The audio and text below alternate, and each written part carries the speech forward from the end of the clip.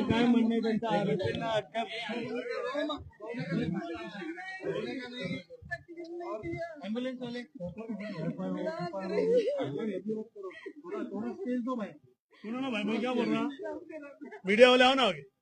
FIR लिए क्यों? FIR किसके नाम से? क्या ये तो मालूम मांगता है आपको।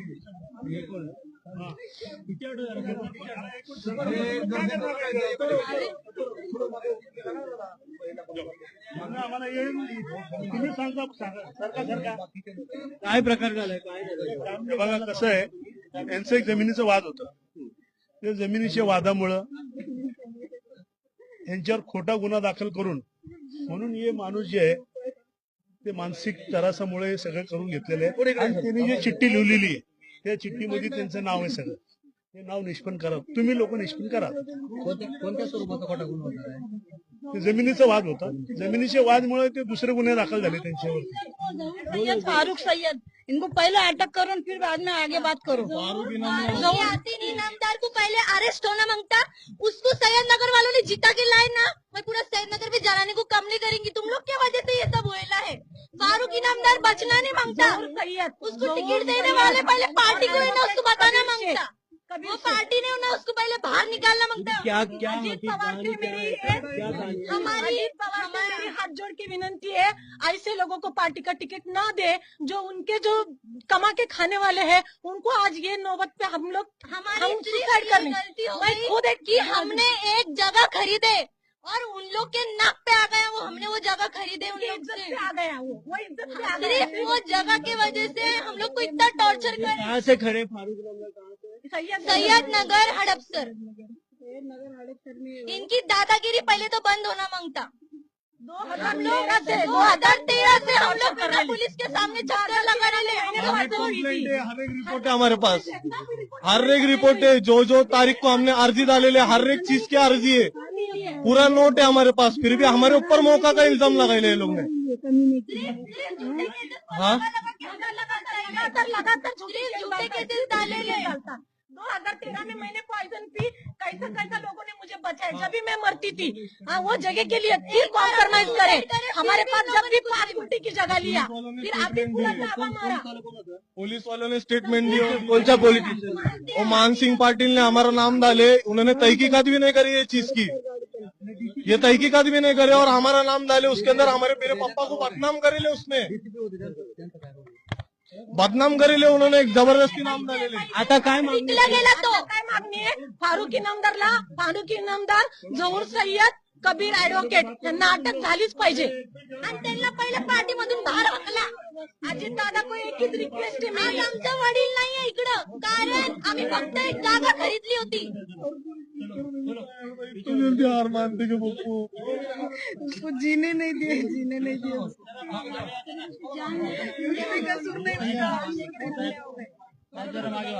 तर एकंदरीत आपण प्रकरण बघत असाल की आपण उभे आहोत कॅम्पामध्ये, आणि कॅम्प या भागामध्ये उभे असतानाच हे प्रकरण कुठेतरी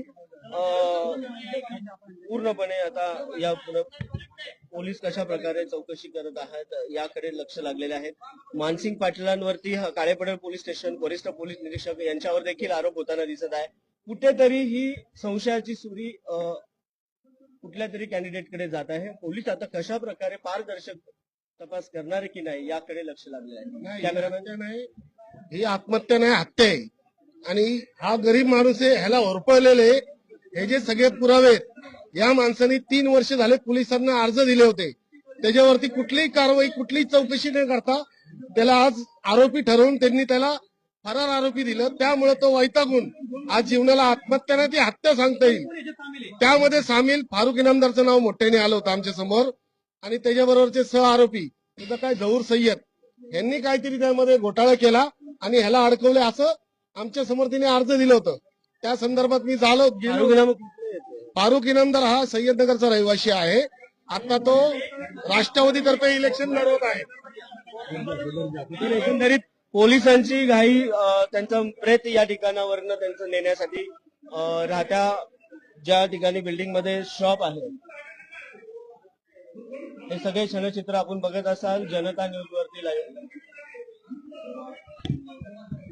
तुम्ही माहिती आहे एवढा मोठा माणूस गेला तुम्ही लगेच चला चला म्हणता आम्हाला. असं नाही म्हणते साहेब. साहेब जरा हे या ठिकाणी असं नाही साहेब, आम्ही तुमचं ऐकतो ना, आम्ही तुमचं रिस्पेक्ट करतोय. बिलकुल मी पण तुमचा रिस्पेक्ट करतोय. मग 2 मिनिट थांबा ना. साईडला व्हा ना, पण ते बॉडी नातेवाईकाचं काय मत आहे ते तर ऐकून घ्या ना तुम्ही.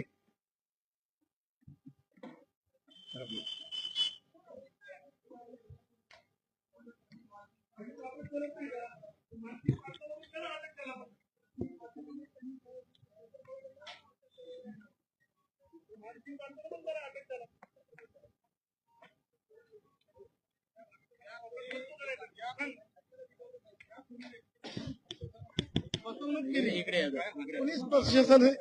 पोलीस प्रशासनाची फसवणूक ज्या माणसाने केलेली आहे, आज पोलिसावरती पुणे शहराचा नाही महाराष्ट्राचा विश्वास आहे. पण आता ह्यामध्ये डीसीपी साहेबांना आम्ही स्वतः जाऊन भेटलो होतो. ते म्हटलं होते की चौकशी करू, परंतु तिथले हंसाटे मधून डीसीपी डॉक्टर शिंदे झोन आता 6 झालंय, ते आधी 5 होतं, त्यांना भेटण्यात आलं होतं. त्यावेळेस समजवण्यात ते म्हटलं की आम्ही चौकशी करू, परंतु लोकल पोलीस स्टेशन खालच्या पोलीस स्टेशनचे काही अधिकारी हंसाटे यांना सुद्धा म्हटलं आम्ही की बाबा ह्या गरीबाला का अडकवता, याच्यावरती सखोल चौकशी करा, न्याय द्या, परंतु त्यांनी काय न्याय दिला नाही. त्याच्यावरती उलटे गुन्हे दाखल केले. त्यामुळे आज तो आत्महत्येला प्रवृत्त झाला असं आम्हाला वाटतंय. त्याच्यावरती आता पोलीस प्रशासनावरती आम्हाला विश्वास अंगावरती लिहून घेतलंय, चिठ्ठ्या सापडल्या. 100% आता ते मजबूर झाला असेल माणूस. तो एखादा व्यक्ती ज्याच्यावरती कोणीच मदत करत नाही त्याला, आज आम्ही पण मदत करू शकलो नाही त्याला, कारण की प्रशासनाला आम्हाला मदत करावी लागती, पोलीस प्रशासनाला मदत करावी लागती. मोक्याच्या आरोपीला आम्ही कसं सहकार्य करणार. तो त्याच्या पद्धतीने वकिलांच्या मार्फत चौकशी चालू होती त्याची. पण परंतु आज आम्हाला अत्यंत दुःख झाला की आज असे काही राजकीय लोक आहेत, फारुख इनामदार, झहूर सय्यद, भरपूर त्यामध्ये मोठे मोठे डॉन लोकांची नावं आहेत. त्यामध्ये मला या व्यक्तीने स्वतः सांगितलं होतं की डीसीपी साहेबांना भेटून काहीतरी देवाणघेवाण झालेली असं या मयत व्यक्तीने मला सांगितलेलं होतं. त्या संदर्भात मी गेलो असता तसं शिंदे साहेब म्हटले इलियास भाई आम्ही चौकशी करतोय. तर आम्ही समाधानकारक मला उत्तर दिलं होतं. ते नाही कळालं, पण ह्या मयत व्यक्तीने सांगितलेलं होतं आम्हाला. आता 1 मिनिट त्यांना घेतो आम्ही बाहेर. थांबा त्यांना घेतो बाहेर.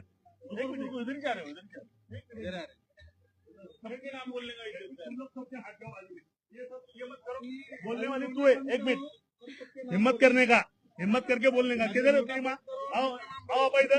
फारुख इनामदार का नाम बोलो, आओ भाई इधर. मानसी पाटिल का नाम ओ तुम चुप बैठो ना जरा, तुम जरा चुप बैठो ना.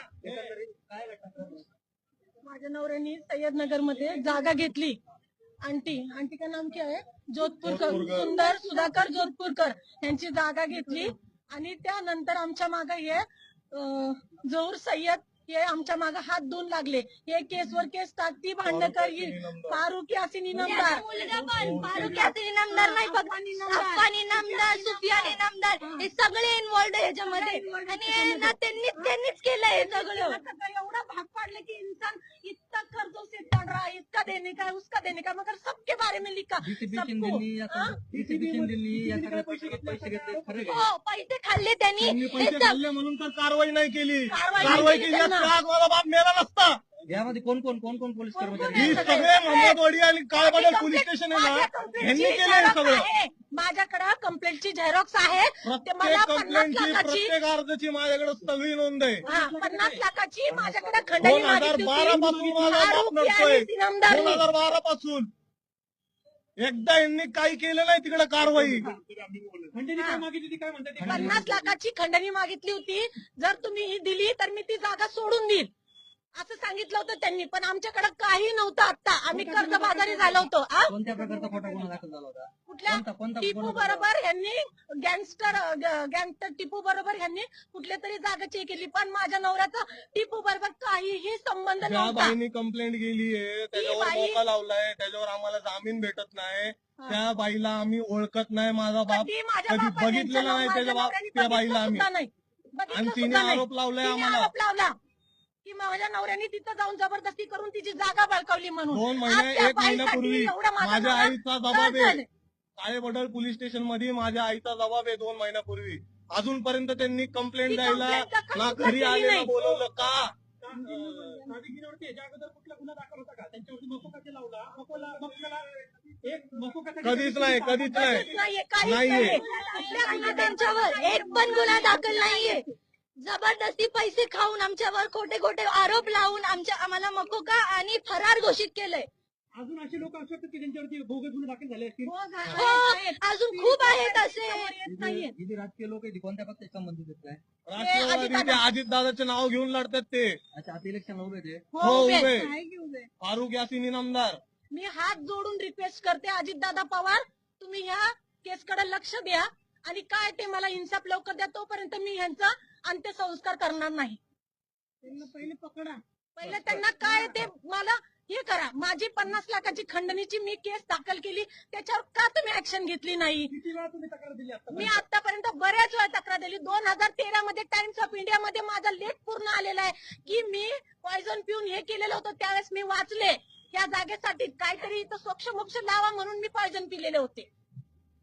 का पिलेले होते? मग त्यावेळेस तुम्ही केस दाबली, परत हे केलं, चला आपण कॉम्प्रोमाइज करू, परत बिल्डिंग बांधू, परत हे करू, परत ते करू. परत माझा नवरा तिथं कामाला आला की परत त्याच्यावर केस टाकतात, परत उचलून फेकतात. म्हणजे काय चाललंय हे? अटक जर झाली तर तुम्ही काय पुढची भूमिका आम्ही अंत्यसंस्कार करणार नाही कुठले नातेवाईक. नाही नाही, बॉडी नाही घेणार आम्ही. बॉडी पण नाही घेणार आम्ही ताब्यात. त्यांना अटक केल्याशिवाय आम्ही बॉडी नाही घेणार आता. सगळे पोलिसांचा हात आहे याच्यामध्ये. कोणत्या कोणत्या पोलीस कर्मचाऱ्यांचं नाव आहे काय? मानसिंग पाटील तर आता जे कारवाई करत होते त्यांचं आहे. बाकी पोलीसवाल्यांची ज्यांनी ज्यांनी आमची एफआयआर घेतली आहे 2012 पासून आतापर्यंत सगळ्यांची सगळ्यांवर एफआयआर कारवाई करा. डेट आहे सगळे. माझ्याकडं मी त्या ज्या जागेवर ज्या जाऊन तारखेला आम्ही नोटीस दिलेली प्रत्येक नोटीस आहे मी माझ्याकडे. प्रत्येक वेळेस 100 नंबरला फोन करून ही पोलीस बोलवून तिथं जात होते. त्यांना सांगत होते बाबा आमची जागा हे असंच आहे, त्यांना थोडं सांगा, असं करा. पण काही अफवान इनामदार, सुफियान इनामदार यांनी आमचा छळ भरपूर केलाय, भरपूर केला आमचा छळ यांनी. बघा माझी आता रिक्वेस्ट आहे की आता ह्याच्या पुढे काय करताय तुम्ही, त्याच्यानंतरच आम्ही बॉडीचे अंत्यसंस्कार करू. तोपर्यंत आम्ही बॉडी हातात घेणार नाही चलो. आणि काय करणार नाही. आता इथपर्यंत होती, नातेवाईकांनी इथपर्यंत आणलं, बॉडी काढूया, हे करूया, तोपर्यंत रिक्वेस्ट करून आणलं. मी हात जोडून विनंती करते बस. जे पण आरोपी आहे त्यांना पहिले अटक करा, तर तेव्हाच आम्हाला बॉडी घ्यायला बोलवा, नाहीतर आम्हाला बोलवा पण नको तुम्ही. धन्यवाद. जावा.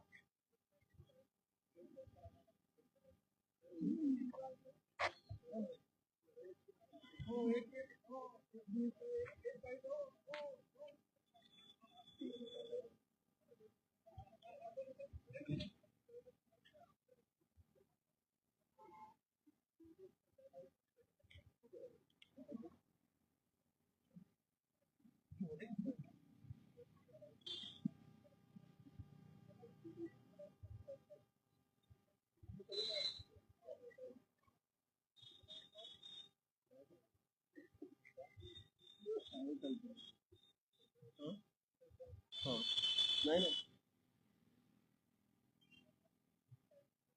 पूर्ण पोलीस यंत्रणा या ठिकाणी आली आहे. आपण बघत असाल की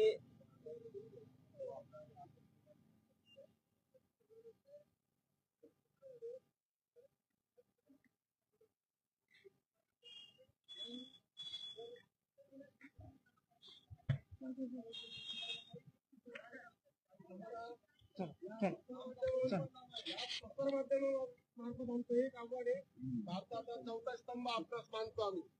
भारताची न्याय याचिका चौथ्या स्तंभावरती अवलंबून आहे.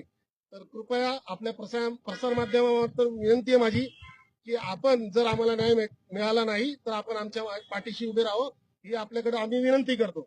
या परिवारामार्फत त्याचे मित्र बंधू आहे आम्ही, त्या मार्फत आम्ही तुम्हाला विनंती केलेली, तुम्ही आम्हाला सहकार्य करा.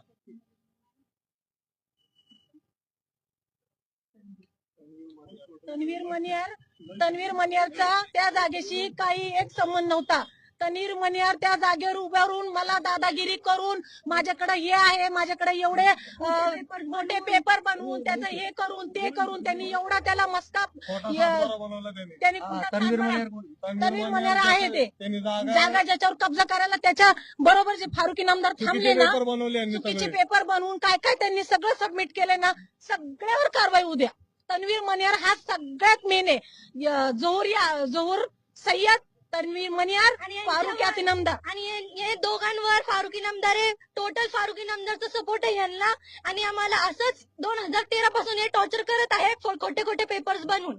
आणि जेव्हा पण आम्ही कंप्लेंट द्यायला पुढे येतो आमच्या डोक्यावरनं हात फिरवतात, बाबा आपण हे कॉम्प्रोमाइज करू आणि पुढे आपण चालू. मग आम्ही पण म्हणतो जाऊ दे, आम्ही पण कर्जबाजारी आहे, कॉम्प्रोमाइज करू. मग या जागेची कॉम्प्रोमाइज करतो. आमचं तिथं नुकसान झालं तरी चालेल, मग आम्ही जाऊ दे, इथं राहायचंय, पानी में रह के मगर मस्ती क्यों बैर करने का.